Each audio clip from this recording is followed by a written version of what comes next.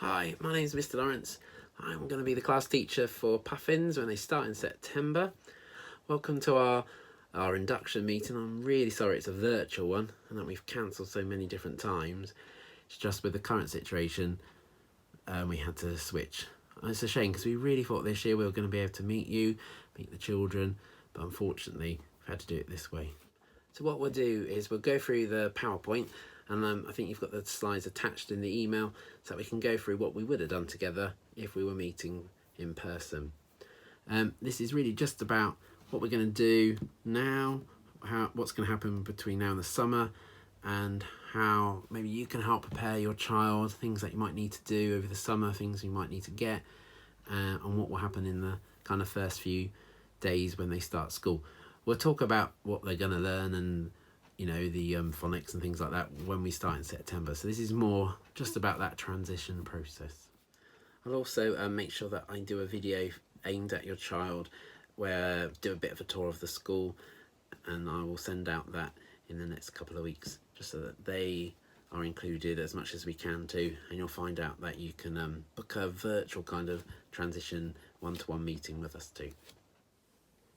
So we'll go through the slides that you've got attached in your email, and these are the slides that we would have shown you in our induction meeting. So you can see we've got 15 reception children starting in September.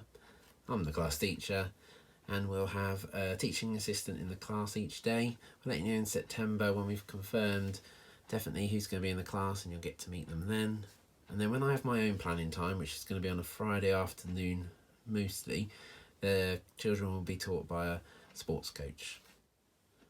Now, the Puffins are based in the Puffin classroom, and they have their 2 outside areas that they can access.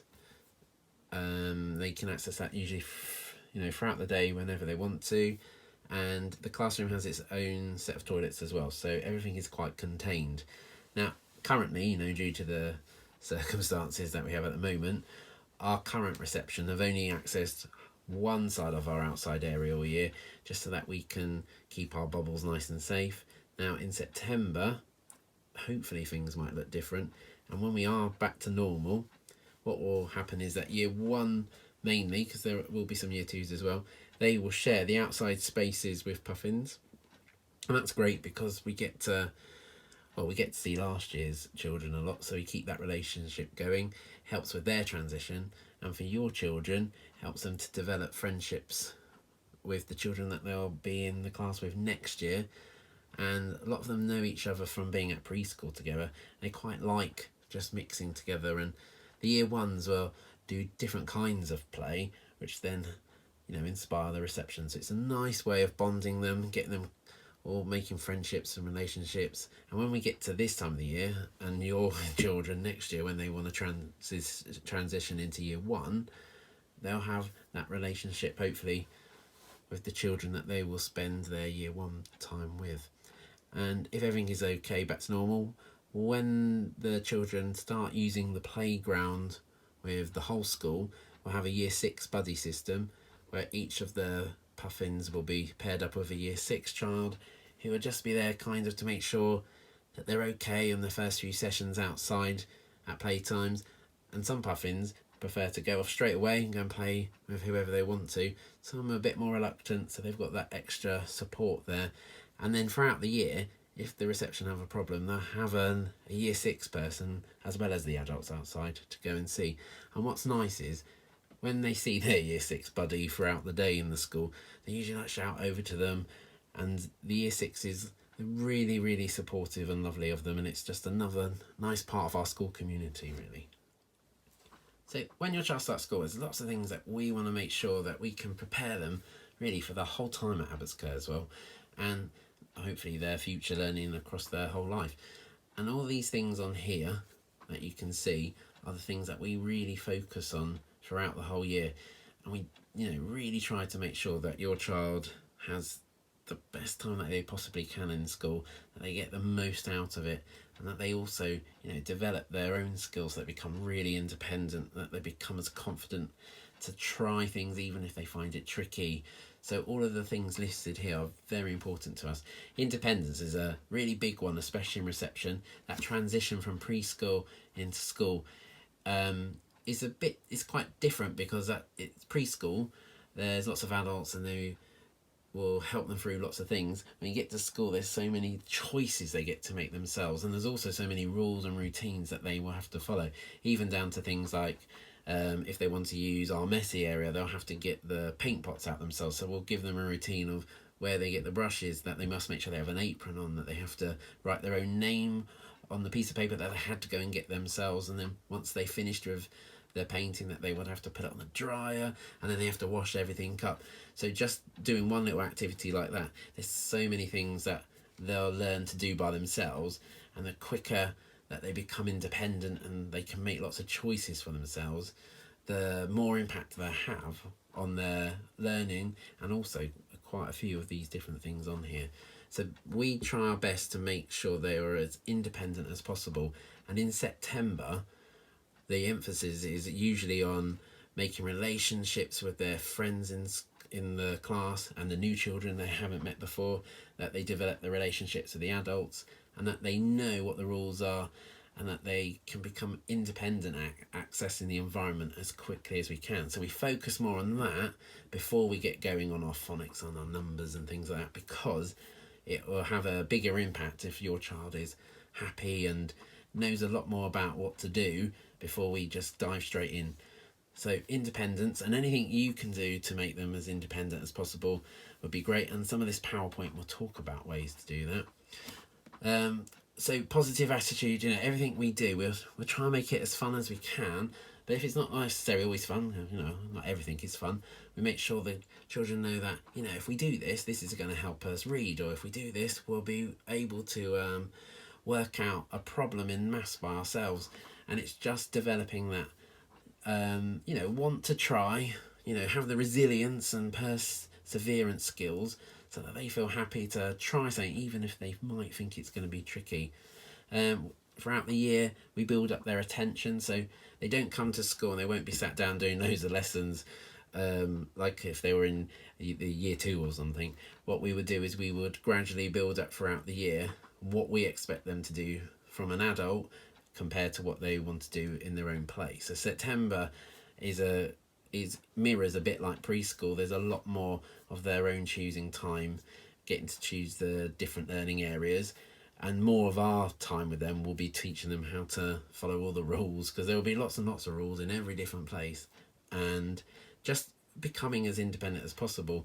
And then as we get into the end of autumn, we would have been doing phonics and maths lessons, so they'll be building up their attention there. They might be having to sit for 10 to 15 minutes on the carpet.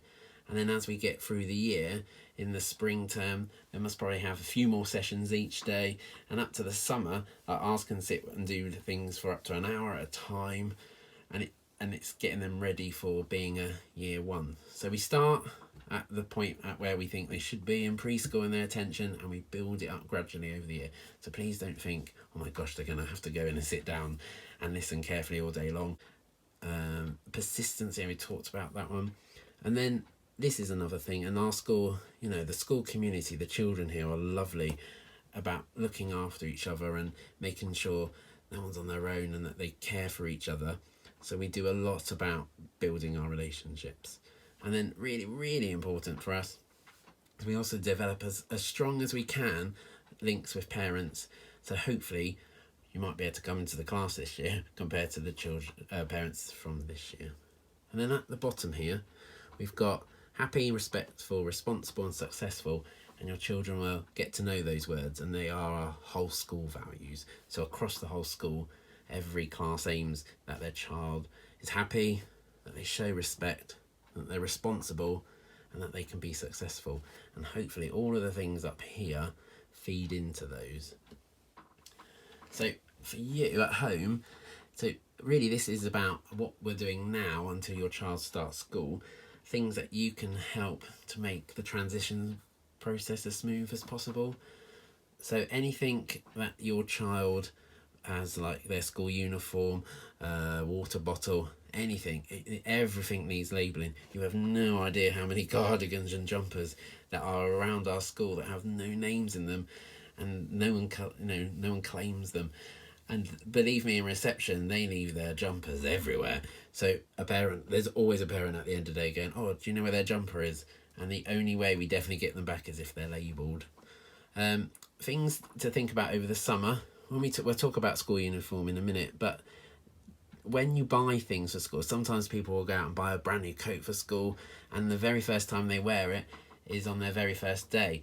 And then when they come to school, they put their coat on a peg, and in the cloakroom there's lots and lots of different coats, and they'll get to playtime and they won't know what their coat is.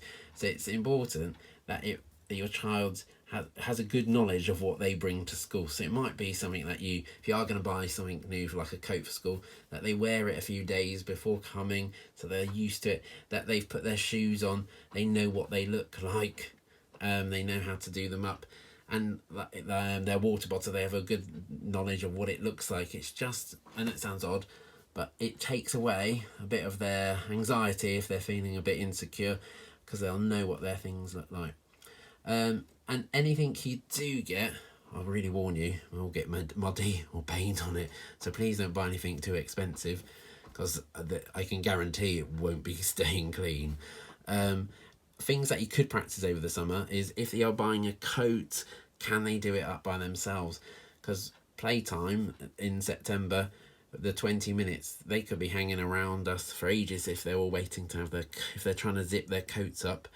And and as soon as children who zip their coats up by themselves, they're out playing straight away. And if you think how there's anxiety taken away from them straight away, so everything as easy as possible. I've put things like to avoid fiddly fastenings, because we've had in the past like nice coats with big chunky buttons on, and they just can't do it up. And you can see them as the year goes on just getting frustrated because their friends are playing and they're just hanging around an adult waiting to get their things done. So easy peasy. And anything to do with shoes, please no shoelaces. Absolutely please no shoelaces. Other things to have a think about over the summer holidays. Can your child dress and undress themselves? We always help them with things like this. But again, the quicker they can do things like that, the more we get stuck in straight away, and less children will be sad because they're waiting for someone, or they might feel a bit embarrassed that they can't do something. So it might be worth, can your child towards the end of the summer holidays put their school trousers on? Can they do them up by themselves? Can your child put their jumper over their head?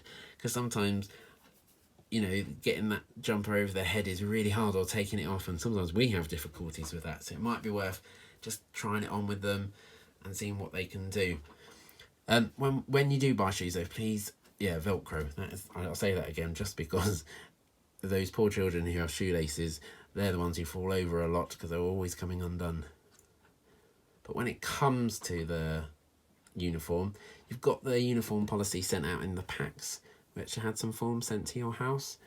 At the moment, due to the current COVID situation, we are still going to say trainers are okay for September. So you might not want to buy new school shoes until we officially say, okay, we wouldn't expect it straight away, but we'd say, let's say from October, we'd like all the children back in school shoes. There's no point buying them now because we know how quickly they grow. So you might want to hang on before you do that. And also, at the moment, the children don't get changed for PE because there's less things being brought into school. So you don't have to buy a PE kit yet, and it won't matter for the first few weeks if children suddenly are allowed to have a PE kit if yours don't have one. One thing we would say though is it might be worth having a book bag before the summer, so you're ready to go in September. And to make it really clear, we have a small cloakroom that is shared with the Robins, and when they're in year one, they have an even smaller cloakroom. The rucksacks, they just don't fit. Your things will be on the floor, they'll be missing. So we do say no rucksacks, and that's why we ask for book bags. And you can get them from the school office. Eventually, once we do say you can have PE kits, the PE bags, again, not rucksacks. You can get like drawstring ones, really simple ones. Again, a drawstring bag, there's nothing to it. Children can't lose their PE kit in different pockets. There weren't any fiddly fastenings on them, and they also hang very easily on their clothes, their pegs where they put their coats. Snack time. So every morning before play, we will have a snack time, and the government provides children up to the end of year 2 with a free piece of fruit every day, so they'll have that. We can't guarantee what the fruit is each day. Some day it might be bananas, one day it might be apples, it might be a tomato. We had sugar snap peas this morning. So if you know your child is pretty fussy and will only ever eat an apple, you might want to provide them with their own snack. That's your choice, totally up to you. Please note that we don't cut things up for them, so that might be something again to practice over the summer holidays. If they only ever have an apple cut into slices, they won't get it cut up in school. If their oranges are always peeled for them, or their bananas, it might be worth practicing. Of course we'll do the peeling, but again, if we're peeling 15 oranges or bananas, there's less time then for us to have a story or things like that, or children are waiting around for each other. So again, the more independent with things like that, the better. Also, your child will be entitled to milk every day, so we'll find out from you, if they're allowed it and that they haven't got intolerance to it. But as soon as they turn 5, they're no longer entitled to be free. So I think in your packs you were sent something called cool milk, and once your child has turned 5, they won't receive milk unless I think it's £1 a week, which they'll have to pay for. But that's a choice, you don't have to have that. But the milk does stop once they have had their 5th birthday. Every day we do ask as well, if you can, to have a water bottle, please, so that they can access that from the cloakroom every single day. And we do ask for it just to be water, because when they bring in their water bottles at snack time, you can imagine how many of them get spilt on the floor. And if they've got their water bottle at the table and they're drawing a picture and it's had like Ribena in it and everything goes purple, it's a bit harder to sort out. And also the carpet on our floor is always wet with something, and adding to it with juices is just won't be very pleasant. So we ask for water in their water bottles. If you are going to have a packed lunch, which we'll talk about later, of course in there, that's where you can have juice and things like that. So school dinners in reception, year 1 and year 2 currently, everyone is entitled to a free school dinner, because that's a government thing. So you'll be able to order via Parent Pay, and you'll get set up on Parent Pay, and you'll be able to choose different options each day.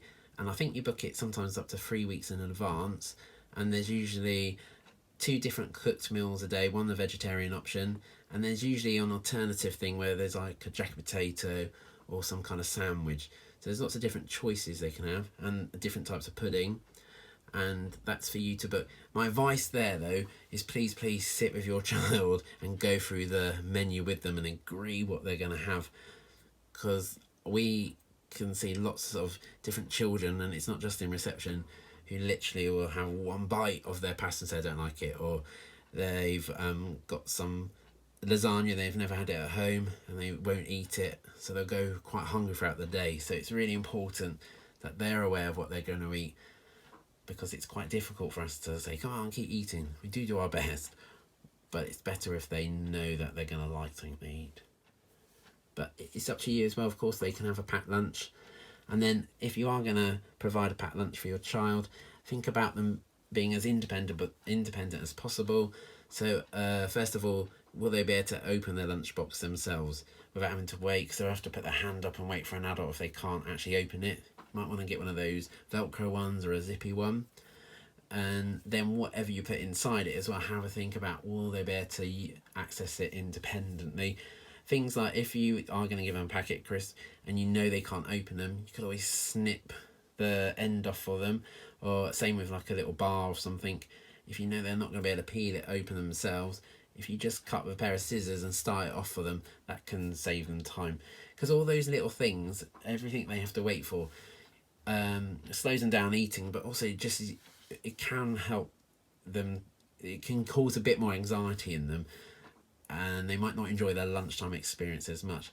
And if you are going to have a lunchbox, because you know your child definitely won't eat the school dinners, it might be worth practicing opening and closing it and using the lunchbox by having a little picnic before you come to school, because the more prepared and the more they've done these things, the quicker and the more happier they'll do it in school. And just a few things to note: we do promote everything to be healthy as possible, and what's really important is we do have children with severe nut allergies, so no nuts can be in any of the ingredients. Pupil Premium, I think in your packs you got a form about applying for Pupil Premium. There's a link there to find out more information, and if your child is able to get it, it just means the school gets more money for your child and will have more resources to support them. And I think if you click on that link, you'll be able to see if you are eligible. And if your child already has any particular needs, please let us know. Our SENCO for special needs disabilities is Miss Lisa Walsh, and you can contact her via the school office as well if you want to speak to her before your child starts, and or at any time during your time at school. Lisa is there to support you. So if you have a look on our website as well, there is a special needs section and you can find out more about what happens at school there. And just going back to, I think, the very first form, if we haven't had your first form, please, just when we do get to see you, let us know if you've had any previous things in the past, like any issues that were raised in your progress check at 2 years old, or if you received any additional funding to the normal, I think it's 30 hours you get, isn't it? So if you received anything above that, because then that will help us settle your child in quicker and we can get anything into place that is needed. And then preschools. So I have actually met with Emma Abbott's Cursor Preschool, and that is quite, I think the majority of the class at least attend there one session a week, and we've discussed the children and their personalities and anything that we think might help them in September for those children. And I am going to contact the other preschools via phone. I was planning to see if I can go and meet them, but due to the current situation, it's probably safer I do that via the telephone. Now, I have visited Abbott's Cursor Preschool just this week actually, and so I've met a few of them. If your child drops off like a sibling at school, make sure you wave in the morning, say hello, and we'll pop down and like say hello to them just to start building a little relationship with them. And if your child goes to a completely different preschool and you don't have a sibling here already, I'll talk about a virtual transition that we're going to do in a bit. So here we go. So because unfortunately the induction visits have had to be cancelled because of the situation, what we're going to do instead is you'll get an invite via something called School Cloud, where you'll be able to sign up and make an account, and there'll be times in the next week or two where you can book an appointment and we'll do a visit together online. So hopefully if your child's there too, I can talk and say hello to your child and ask them a few questions about what they like and what they want to have out at school when they come. And it also gives you an opportunity if there's anything you would like to talk to us about. And then if we need to talk again, if there's something that specific you would like to discuss that you don't want to talk about while your child's there, we can always do that via a phone call at another time. And then because unfortunately the children aren't going to be able to come and visit before the holidays, what we've decided to do is on the Monday the 6th of September we have a teacher training day, and in the morning the teachers will all meet and we'll have something to do together. But in the afternoon, when we have time in our own classes, what we thought we'd do is instead we'll have a drop-in session between 2 and 4 o'clock, where if you want to, before they start on the Tuesday, you could always bring your child up and they can have a look around the school while there's no children there, and they can have a peek in the classroom. It won't be a stay and play one, it's just so that they can familiarise themselves about where they're going to start on the Tuesday. I'm not sure if the adults will be allowed in the building then, because I'm not sure what the school policy will be, so it might be worth bringing your mask just in case, even if at the moment the guidance and all that changes. I'll talk to you about what the school's going to do still in the first week. So on that day, it might be that I pop out and then bring your child in and show them the class and then bring them back out to you, but we'll know more of that when it's September. So the dates, your child's very first proper day at school then will be Tuesday the 7th of September, and for the Tuesday and the Wednesday of that week they'll stay for the morning and go home before lunchtime, so they'll go home at 12, and then on the Thursday and Friday of that week they'll stay for lunch and go home at 1:40. And then from the Monday the 13th of September, they will be full time. Now, normal school hours are 9 to 3:15, and I've got 3:05 there in brackets, and I'll talk to you about that in a second. But so from Monday the 13th of September, your child will stay in school all day. If you feel this transition is too quick, though, once we've had that week, just let us know and we'll discuss what we could do, because for most children it's been absolutely fine, but you just might, your child hasn't been here to see the school, might have different things going on, so we can always talk about maybe that they come for a few mornings before they become full-time, but we can work that out together in September. Now, the reason why it's got red 305 up there is because we're not quite 100% sure of what September's going to look like. I'm surprised that I'm doing a virtual meeting this year, because last year I was telling the parents how hopefully we'll be able to see each other in the September, the October, and they haven't once ever been up to the classroom, and you can imagine the different year that we've actually had.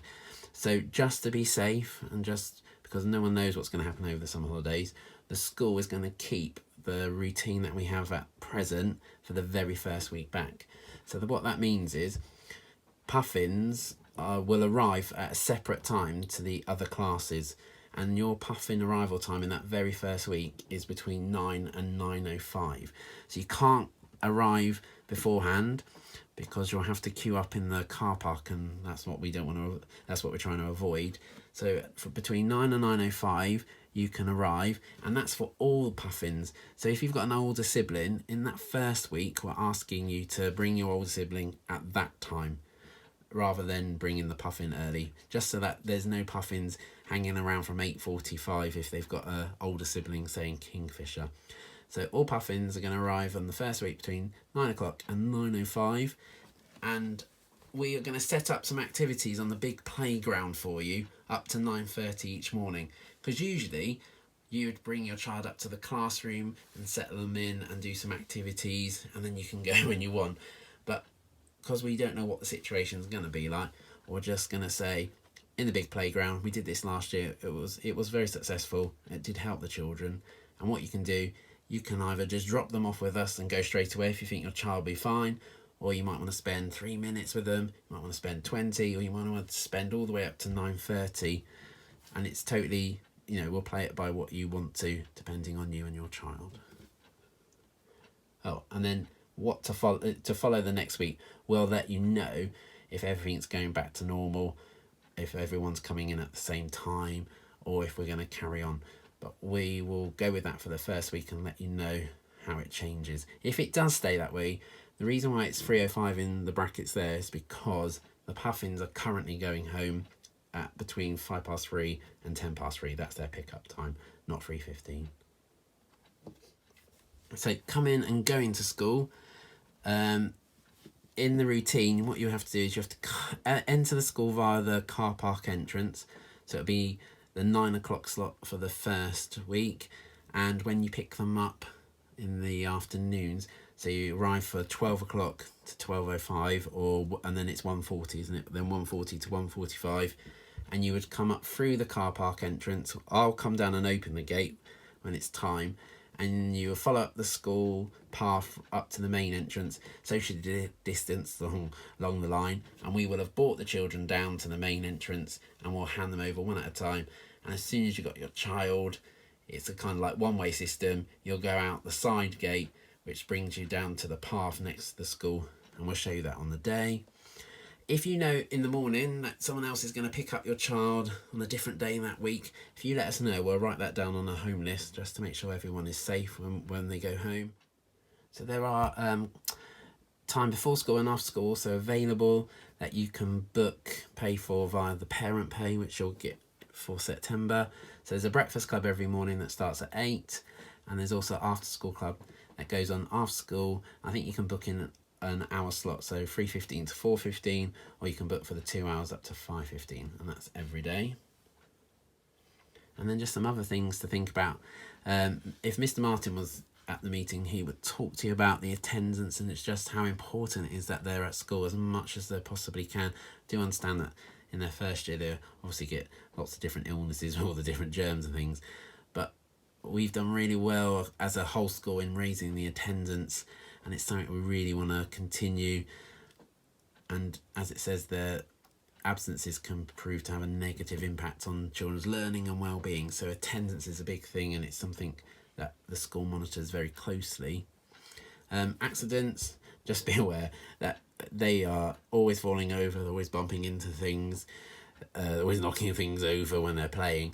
So we are used to having lots and lots of cut knees, bruised elbows, bumped heads. Just know that the staff are first aid trained. There's paediatric first aid trained in reception, and we will let you know at home time for minor things that we've done, like plasters and stuff. But if they bump their head or if there's something a bit more serious, we will give you a phone call just to let you know. And obviously, if we think you need to collect them, we'll tell you then. But it's some parents, poor things, they just look at us and almost wonder how many bumps we're going to say they've had that day. And it's just how they're growing, aren't they? So don't worry if they do have lots of little bumps. Just to make sure that if we've seen the birth certificate and that all the forms are handed in, so if you can do that and send that to the office as quickly as you can, just so that they can make sure that everyone's on the system before the end of the summer holidays. And then just to know that you'll find out lots of things about the school each week through newsletters, and that all goes home usually on Parent Pay, so you'll get that online. You can look at the school website for extra information, and if you go on our Facebook page, sometimes we'll put reminders like tomorrow where everyone's coming in to celebrate the England, what could happen on Sunday. So they're coming in dressed in non-uniform, and then we'll put reminders on Facebook. It just helps, so everyone knows what's going on. So thanks for listening to that. Their school website and addresses and things are there. If you need to contact us for anything, please do. Thank you for listening to all that information. I know it's a lot. The only other thing I think we haven't actually covered is just making sure over the summer holidays that they're fully toilet trained. So if they're not quite independent yet, that's your big mission from now until September, is to make sure they can use the toilet independently, please. And then once you get your invitation to book one of the appointments, it'd be nice to see you, talk to your child over the next 2 weeks, and look forward to seeing you all in September. Thank you. Bye.